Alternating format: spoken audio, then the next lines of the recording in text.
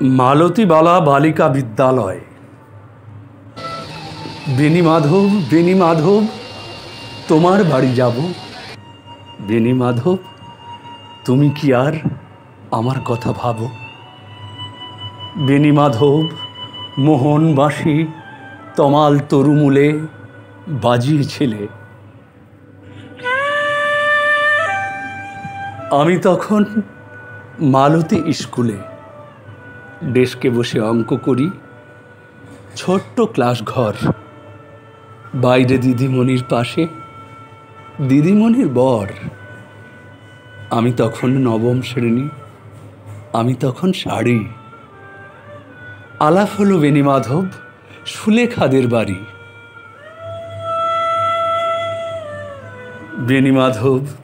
বেণী মাধব লেখাপড়ায় ভালো।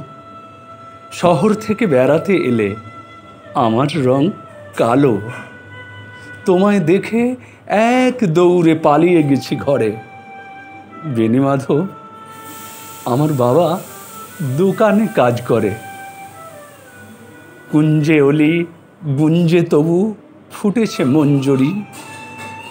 সন্ধেবেলা পড়তে বসে অঙ্কে ভুল করি। আমি তখন নবম শ্রেণী, আমি তখন 16। ব্রিজের ধারে বেণী মাধব লুকিয়ে দেখা হলো।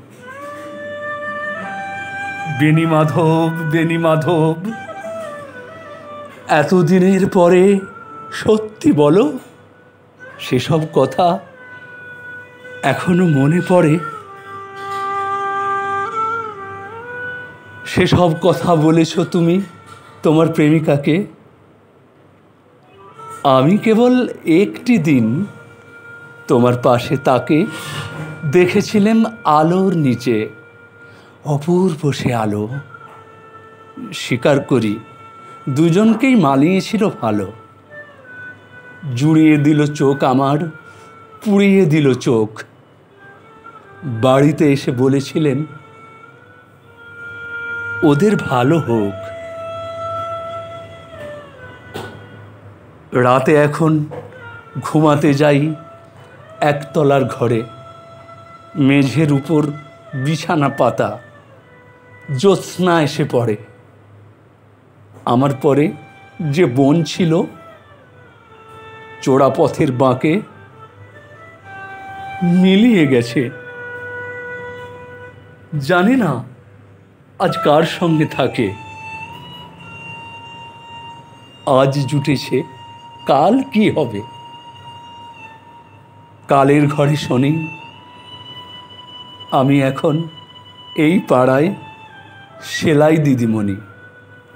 তবু আগুন, বেণী মাধব, আগুন জ্বলে কই। কেমন হবে আমিও যদি নষ্ট মেয়ে হই?